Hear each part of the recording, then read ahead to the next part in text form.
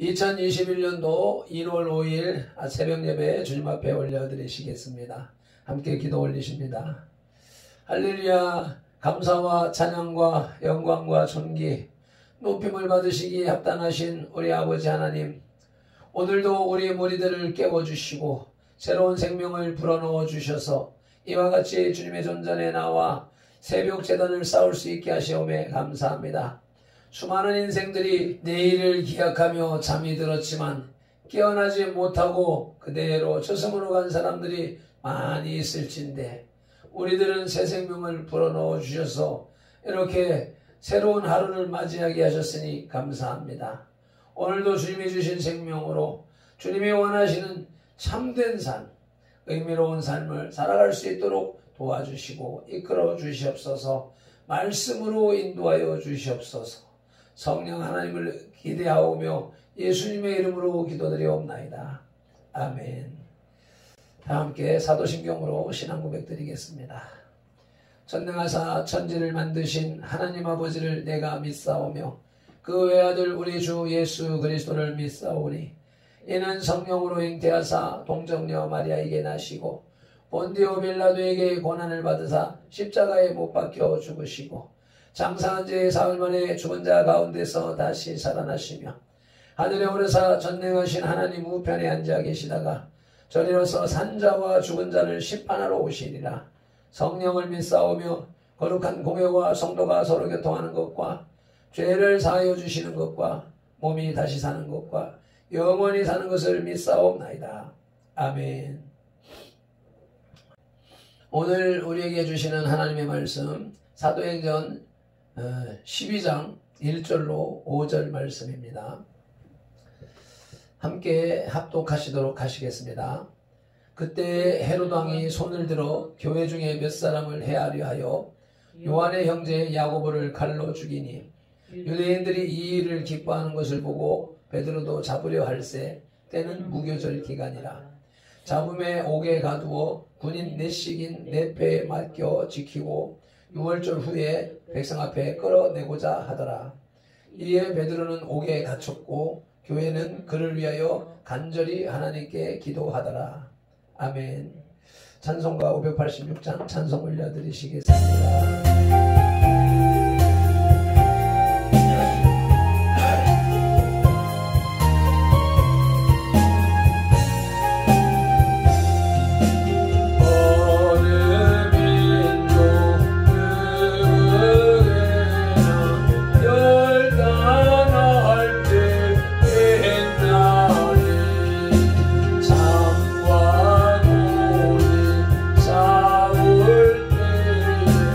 Oh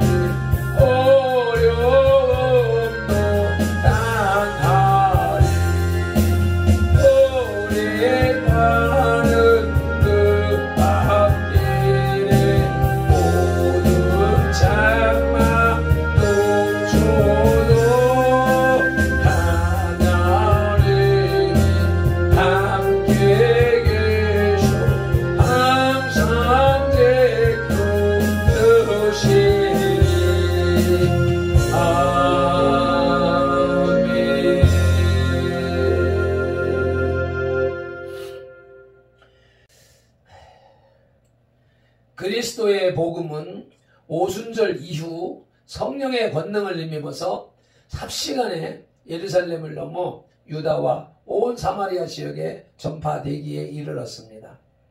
그러자 이제는 종교 차원을 넘어서 정치적인 차원에서까지 교회에 대한 박해가 전개되기 시작했습니다. 즉 전에는 유대인 지도자급들의 핍박뿐이었었지만 이제는 그 위에 로마 정부의 핍박이 더해진 것입니다. 박해받는 교회를 지오라마 비전하라 하십니다 는 제목으로 말씀을 나누겠습니다. 제일 먼저 헤롯 왕의 박해에 대해서 살펴보실 텐데, 헤롯 왕은 첫째로 사탄의 도구로 쓰임받았습니다. 1절 말씀 읽어보시겠습니다. 그때 헤롯 왕이 손을 들어 교회 중에 몇 사람을 해하려 하였습니다. 사탄은 어찌하든지 하나님의 교회를 회방하고 무너뜨리려고 애를 씁니다. 본문에서도 역시 사탄은 헤롯 왕을 도구로 하여 교회를 탄압하고 핍박합니다.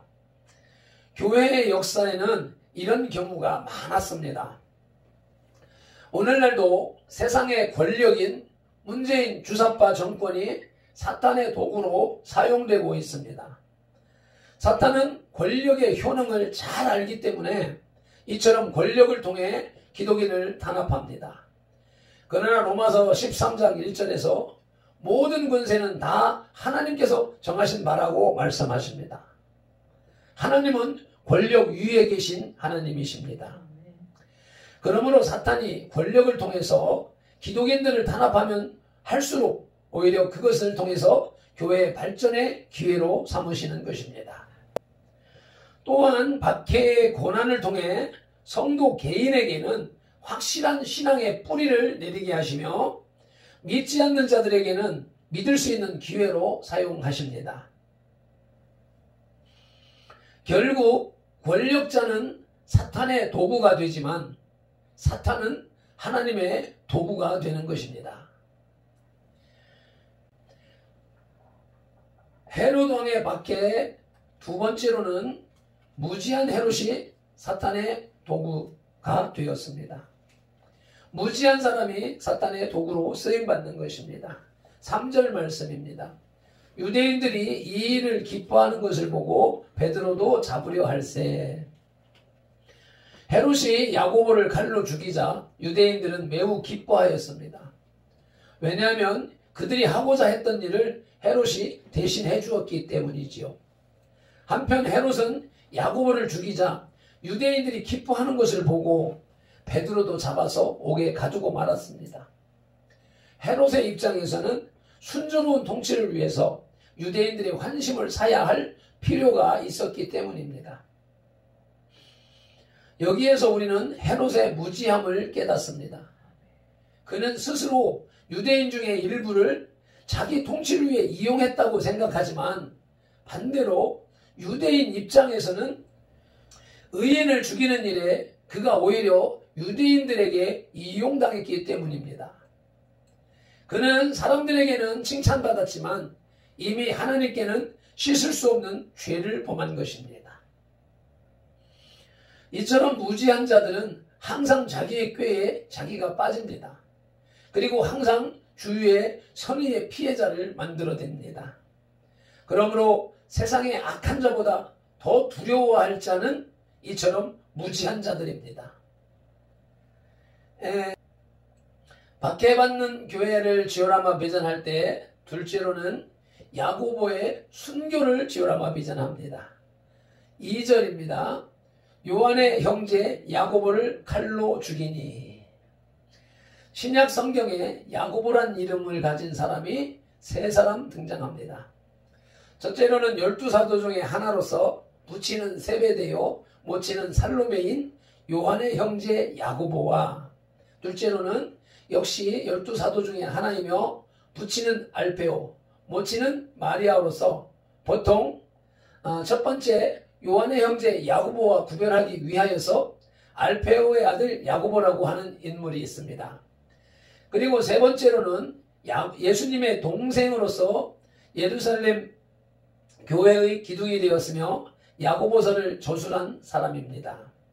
그 중에 본문은 첫째로 얘기한 요한의 형제 야고보를 가리킵니다. 베드로, 요한, 야고보 3대 제자 중에 한 사람이지요. 그는 헤롯의 칼에 의해서 12사도 중에서 제일 첫 번째 순교자가 되었습니다. 야고보의 순교는 첫째로 교회를 뿌리내리게 했습니다. 하나님의 교회는 순교자를 통하여 유지 발전되어 왔다 해도 과언이 아닐 것입니다.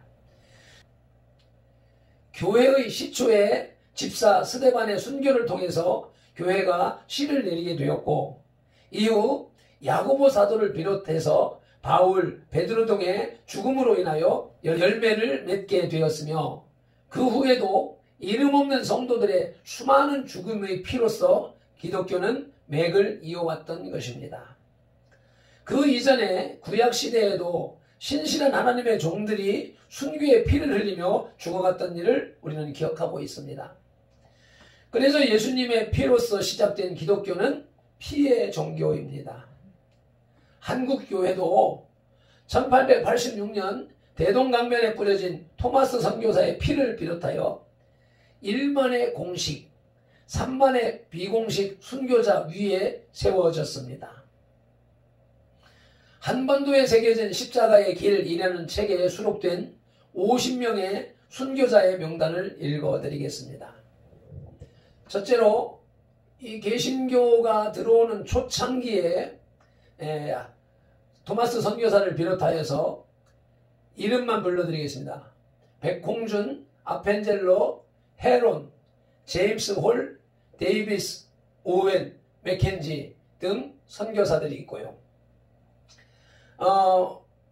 두 번째로는 일제의 식민지가 되면서 만주 시베리아 지역으로 피난 간 교회가, 그곳에서 순교하신 분들이 김영학, 한경희, 김영진, 브루스 헌트 등이 있고요. 독립운동기에 순교하신 분들이 구연영, 이재명, 전덕기, 김마리아, 신석구, 유관순, 조종대, 손정도, 남궁업 등이 계시고, 네 번째로 신사참배에 반대하다가 순교하신 분들이 박관준, 이기선, 주기철, 최봉석, 안이숙, 박봉진, 최인규, 권원호, 전치규, 양용근, 이기풍, 한상동, 조수옥, 허성도, 김윤석, 박의흠 등이 계시고, 다섯 번째로 해방기와 한국전쟁기에 순교하신 분들이 조만식, 백인숙, 김순호, 김익두, 이도종, 손양원, 김정복, 문준경, 김방호, 조상학, 유재헌, 김응락, 남궁혁 등이 계십니다. 한국교회의 순교자 수는 400여 년간 핍박받았던 로마 제국의 순교자 수보다 훨씬 많은 수치라고 고신대학교 이상규 교수는 말합니다. 그러므로 우리는 교회를 부흥시키기를 원하면서도 자신은 희생과 수고를 안 하려는 성도가 되어서는 안 됩니다. 먼저 희생하고 수고하려고 할 때에 교회의 부흥은 안 될래야 안 될 수 없는 것입니다. 요한복음 12장 24절에 내가 진실로 진실로 너희에게 이르노니 한 알의 밀이 땅에 떨어져 죽지 아니하면 한 알 그대로 있고 죽으면 많은 열매를 맺느니라 말씀하십니다. 25절에 자기의 생명을 사랑하는 자는 잃어버릴 것이요 이 세상에서 자기의 생명을 미워하는 자는 영생하도록 보전하리라 라고 말씀하시니, 내가 죽어야 교회가 삽니다. 내가 스스로 죽으면 주님이 영생을 주십니다. 아멘. 야고보의 순교는 둘째로 오히려 축복인 것입니다. 순교는 오히려 축복입니다. 성도의 살 곳은 이 세상이 아닙니다. 저 하늘입니다. 그곳이 우리의 본향입니다. 그러므로 성도들의 그리스도를 위한 죽음, 곧 순교는 본향에서의 삶을 위한 시작인 것입니다. 참 삶의 시작인 것이지요. 그래서 스펄전 목사는 나는 하늘나라의 향수병에 걸려있다라고 외친 바도 있습니다. 순교는 나를 죽이는 것에서부터 시작됩니다. 내 생각, 내 방법, 내 고집을 꺾는 것이 순교의 삶인 것입니다. 내 계획, 내 목표, 내 소원을 주님의 뜻에 맞추는 것이 순교하는 삶인 것입니다. 야고보의 순교는 성도로 하여금 순교의 삶을 각오하게 합니다. 예수님께서는 이 세상에 오셔서 우리와 나의 죄를 위하여 당신의 생명을 아끼지 않으셨습니다. 더욱이 십자가의 죽으심은 가장 수치스럽고 고통스러운 죽음입니다. 로마서 14장 9절에 의하면 성도는 주님의 이러한 십자가의 죽음을 통하여 새로운 생명을 부여받았습니다. 그것은 영원한 생명입니다. 따라서 이제는 나의 육신의 생명을 주님의 복음을 위해서 바쳐야 합니다. 주님으로부터 생명을 부여받은 우리로서 그것은 당연한 일인 것이지요. 또한 그것은 예수님의 소원이기도 하며 우리의 앞서간 신앙의 선배들의 삶이기도 합니다. 계시록 20장 4절 말씀에 또 내가 보니 예수를 증언함과 하나님의 말씀 때문에 목배임을 당한 자들의 영혼들과 그 짐승과 그의 우상에게 경배하지 아니하고 그들의 이마와 손에 그의 표를 받지 아니한 자들이 살아서 그리스도와 더불어 1000년 동안 왕노릇하니. 순교자, 그 이마와 손에 짐승의 인을 받지 아니한 그런 성도들이 예수님의 재림 이후에 1000년 왕국을 다스리는 왕노릇을 하게 된다고 말씀하셨습니다. 오늘날 우리가 모든 환난과 어려움을 인내하면서 순교적인 삶을 살아야 할 목적 이유는 하늘나라에서 1000년 동안 왕노릇하기 위함인 것입니다. 말씀을 맺겠습니다. 예루살렘 교회에 대한 실제적인 핍박이 헤롯 왕에 의해서 실행되면서 요한의 형제 야고보 사도가 죽게 되고 베드로 사도는 잡혀서 옥에 갇히는 상황이 벌어지게 되었습니다. 헤롯이 그리스도인들을 박해하기 시작한 것은 단지 유대인들의 환심을 사기 위한 것뿐이었습니다. 즉 자신의 편의를 위해서 무지한 사람들을 죽이는 일에 서슴지 않은 것입니다. 그러나 그 결과는 벌레에 먹혀 죽는 비참한 죽음이었음을 성경은 사도행전 12장 23절에서 말씀하고 있습니다. 문재인이 단지 자신을 추종하는 일부 촛불 세력의 비위를 맞추려고 한간에 떠드는 말처럼 김정은의 비위를 맞추려고 한국교회를 탄압하는 모습을 볼 때에 우리는 그의 최후를 상상할 수 있습니다. 결코 아름답지 못할 것입니다. 기도드리시겠습니다. 감사하시고 고마우신 아버지 하나님, 오늘도 귀한 말씀을 우리에게 주시오매 감사드립니다. 창세기 2장 7절 말씀에 흙으로 빚은 아담의 육체 속에 하나님의 숨, 곧 영을 불어넣으셔서 살아있는 혼이 되게 하셨으니 우리 인류의 본향이 하나님이심을 믿습니다. 이사야 44장 2, 3, 4절에서 모태에 나를 조성하신 이가 하나님이시며 그 하나님이 택한 자들로 생수의 샘이 되게 하시고 그 자손들은 영의 우물이 되게 하시고 그 후손들에게 복이 흐르는 시내가 되게 하시리라 하셨으니 감사드립니다. 그 약속의 말씀이 내 것 되게 하기 위하여 썩어질 구석을 쫓는 악한 행실을 십자가 위에 못 박고 그리스도와 함께 부활하게 하옵소서. 박해받는 초대 유대교회와 같이 초대 한국교회와 같이 박해가 시작되는 이 시대의 한국교회도 순교를 각오한 신앙으로 무장하게 하옵소서. 야고보 사도의 순교를 받으신 예수 그리스도 이름으로 기도드리옵나이다. 아멘. 찬송 힘차게 올려드리시면서 기도로 나가시겠습니다.